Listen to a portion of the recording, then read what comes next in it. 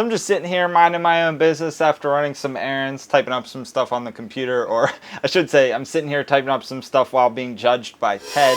Guy does it all day. It's my cat eye mantis, by the way. But I'm sitting here typing up some stuff, and I see something moving out of my peripheral, and it's driving me absolutely nuts because I looked, it stopped, turned away, it starts doing it again, and probably about the third or fourth time I looked over, I realized that these plants I just picked up, the leaves on the one were moving around. And I take a closer look, and it looks like there's a fly moving around on them. I'm like, great. So I go to take a closer look, and it's actually something completely different, and I was really excited to find out what it was, and initially, I was just going to let it go outside, but I'm like, you know what, I've been thinking about keeping one for a little bit, so why don't I give it a try?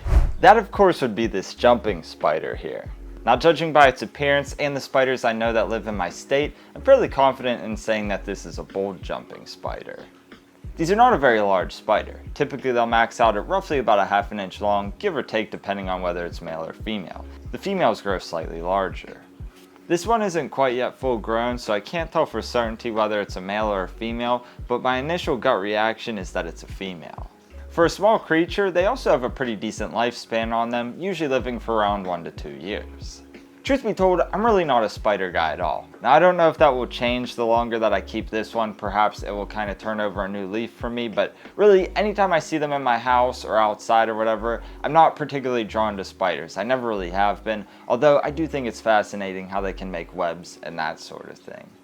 However, there's always got to be an exception, and for myself and many others, that just so happens to be the jumping spider. Now, I would have to imagine for most people, it's probably that cute little face. I mean, look at that thing. It's just absolutely silly looking. But for myself, it's sort of the way that they move, the way they jump around. It's just, I find it really cool to watch. And not that I feel particularly threatened by other spiders, but there's just something about the way that this one is that for me especially, I find it sort of endearing.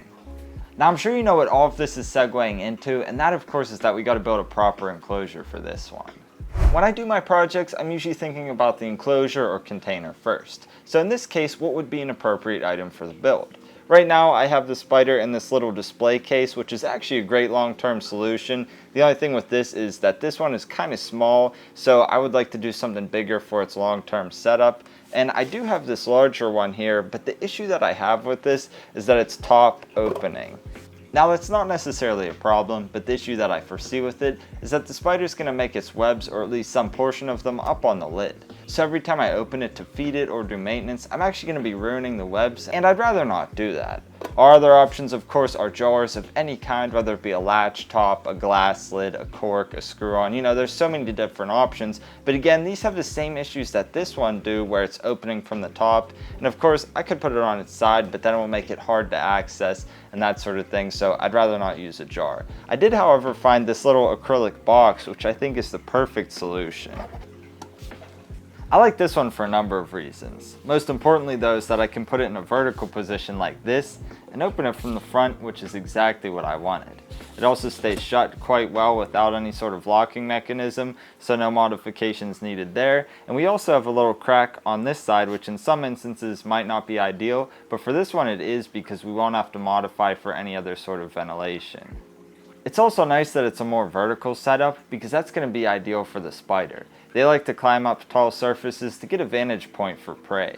The only thing though is that I'm going to have to add a small substrate dam here on the bottom. That's an easy fix though. To create this substrate dam, I have two things. First is a piece of expanded PVC. I already cut this down to the desired size, and I'll secure it to the piece with some clear Gorilla Glue. So I'll simply apply the glue to the edges like so. And I'll press it right into the bottom of this. Here we are the next day. The glue is all dried and ready to go for the remaining steps. The nice thing about the way that this glue secured the PVC in place is it actually created a bit of a seam on the back, so that way we don't have to add silicone or anything else to waterproof it. Which is great because we can move on to the fun part and make the background. For this one I'm going to use some cork tiles. These are scraps left over from a build I did about 4 years ago, and the nice thing about this is it's pretty inexpensive and they're readily available, and you can just rip off sections and stack them up to create definition on the background. The thing is though, is that this container is not really that deep to begin with, and as soon as I start adding this cork in there, it really takes away from it. So I'm actually only going to use a few pieces and really just utilize these fissures to create the definition. I don't need to be super exact with this, I can just eyeball it, and I'm thinking if I cut it here and here, and then fit in other pieces around that, that should be good.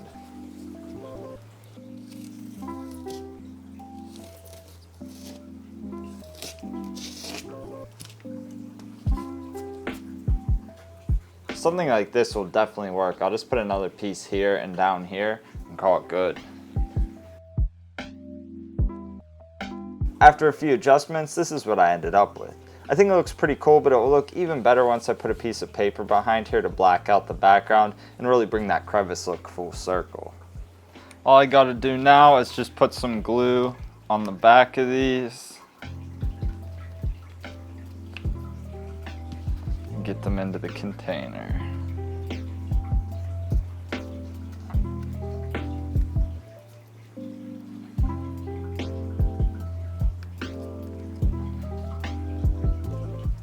The glue's had 2 hours to set up, which means it's time to add the paper. Nothing groundbreaking here, I'm literally just gonna tape it on.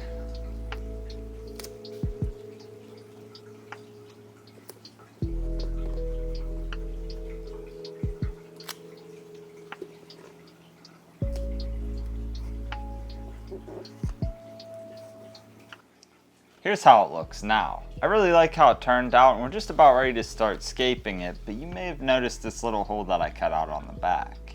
I made that hole earlier to account for this flexible USB light. I'll attach this as well as the USB extension cord to the back. To get it on the back here, I'll once again resort to this glue. Just put a dab there.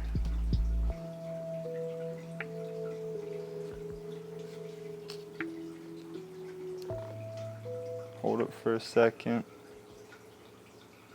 A few hours later and we're looking good. The glue is set up and the light looks perfect on this setup, provides just enough light, and now we're finally ready to get this scaping. I have an assortment of branches here that I'll connect together as needed with super glue, and I'll also use this to secure them to the background. I'll start out by just placing a few items to get an idea of what I like. I've come up with something that I like, so what I'm going to do is I'll actually glue some of these pieces together first.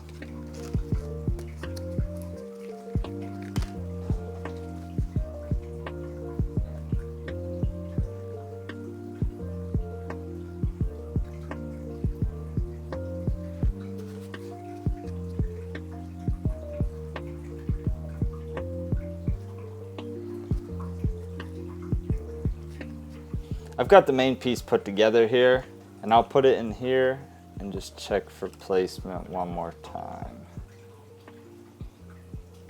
Looks good there. To secure this in here, I'll just check for the contact points. I see one down here at the bottom, one here, and one here. I probably can get away with just doing these two. So I'll just lift it up, put a dab of glue down, lift it up, put another dab, and that should be good. I'll do the same for this piece as well. We're in the home stretch now. Time to add the false bottom and substrate. Going with sand for the false bottom on this one, as well as my standard substrate mix. For the false bottom, I really just need a super thin layer of sand. This setup's not going to be overly wet, so we really don't need a whole lot down here. As for the substrate, I'm doing the usual. I'll slope it up toward the back to create depth. Now I don't need a whole lot down here because I'm not going to be planting anything that's going to be demanding in this department, and it's primarily just going to serve as a home for the cleanup crew.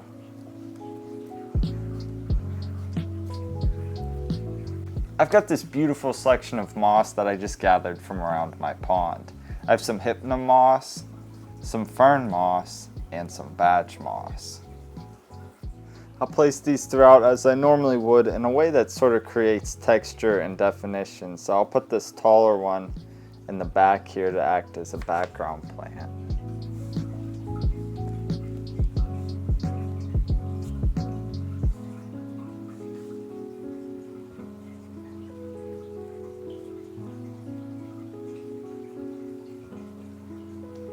I think this looks great. Nice and simple, but beautiful and elegant at the same time.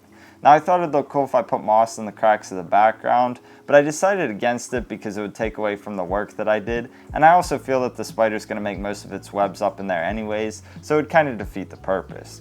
I have a little bit of leftover moss though, so I'm going to go and put this back outside, and then I'll come back and finish up the build. So this is all done. The only thing left that I got to do is add the cleanup crew. These here are springtails. For those of you who are unfamiliar with them, what they'll do is eat any decaying matter, they'll also eat any mold that will pop up, and they'll clean up after the spider. So that's why I call them the cleanup crew. So I'm hoping this last part is pretty easy. I gotta get the spider into here. Wish me luck. Alright, so my plan here is just to kind of crack the lid and encourage it to crawl in.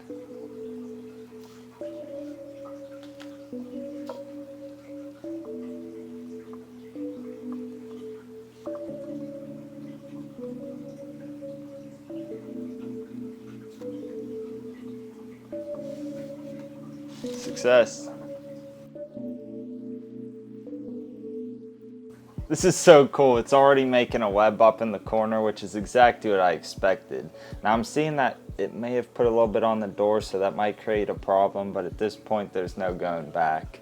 I think I'll set up a time lapse and we can just kind of watch it make its web, and then we'll feed it a little bit later on.